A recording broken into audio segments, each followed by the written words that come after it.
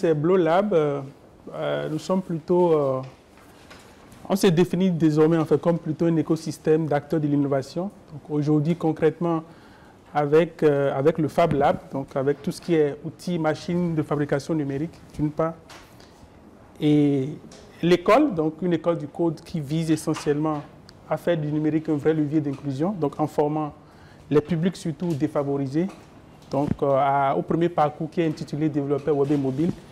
Et enfin, le pôle d'appui à l'entrepreneuriat innovant, donc qui est une sorte d'incubateur qui accompagne surtout nos étudiants et la communauté à pouvoir avoir tout le bagage technique nécessaire pour pouvoir monter leur projet. Avec bien sûr cette activité, enfin, cette itinérance qui nous caractérise au quotidien, avec notre classe mobile qui fait aujourd'hui le tour du pays du nord au sud, de l'est à l'ouest, pour pouvoir évangéliser au numérique. Alors, tu parlais du premier projet, donc c'est intitulé en fait, ça s'appelle Abomey ma ville. Et l'idée concrètement pour ce projet, c'est de pouvoir valoriser la destination Abomey, mais pas que. J'espère que dans les semaines, les mois à venir, on pourra l'étendre à d'autres villes. Et l'idée concrètement, c'est donc de valoriser effectivement chacune de ces villes-là et à travers un certain nombre de contenus cartographiques, sinon multimédia de façon générale. Donc ce premier projet a deux composantes. Donc une première qui vise à produire de la donnée cartographique sur un certain nombre de sites qui ont été identifiés, donc sur Abomey, avec mon ami Soussouyi. Et donc on a identifié 3 sites sur lesquels tout le travail a été fait, parce qu'il y a une équipe de cartographes qui est descendue et qui a fait tout le travail sur place, donc sur l'ensemble des sites, mais aussi aux alentours. Et la deuxième composante, c'est effectivement de pouvoir développer une application mobile et qui va pouvoir justement embarquer tout ce contenu cartographique-là et faciliter en fait, disons, une certaine...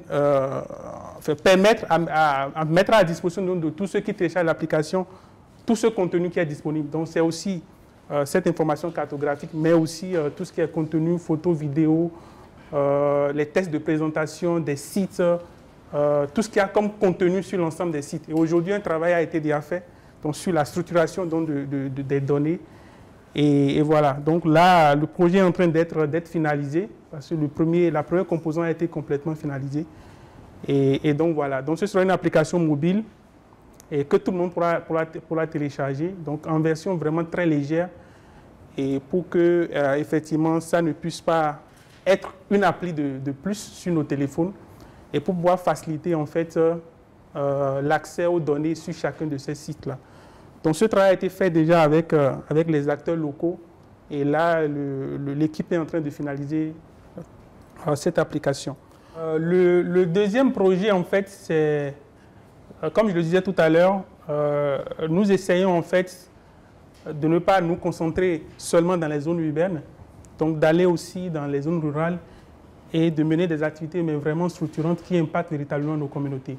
Donc le deuxième projet, c'est en fait, ça s'appelle Bus numérique. Et l'idée, en fait, c'est de pouvoir embarquer tout le contenu ou tout l'ensemble des solutions en fait, numériques qui sont développées dans le cadre de ce projet-là et de pouvoir amener ces solutions vers les publics des zones rurales, essentiellement. Parce que le bus numérique, en fait, son objectif, effectivement, c'est de mener des activités en fait, de médiation numérique donc, au profit des écoliers, des lycéens, des collégiens, des publics scolaires ou non, globalement. D'accord. Et d'autre part, de pouvoir en fait susciter en fait l'entrepreneuriat chez les jeunes. Donc aujourd'hui, concrètement, pour ce projet-là, c'est de pouvoir essayer de valoriser en fait tout ce que nous faisons, donc sur le patrimoine dans nos milieux respectifs là, en embarquant ces solutions-là et en animant effectivement des ateliers numériques autour d'elles. Donc dans un certain nombre de sites qui ont été déjà identifiés. Donc voilà concrètement ce que nous essayons de faire. Et aujourd'hui, voilà, la classe numérique est un vrai levier sur lequel vraiment on va compter pour pouvoir essayer d'amener toutes ces solutions que nous développons dans le cadre de ce projet-là vers les publics des zones rurales.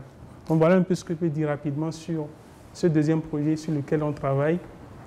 Et voilà.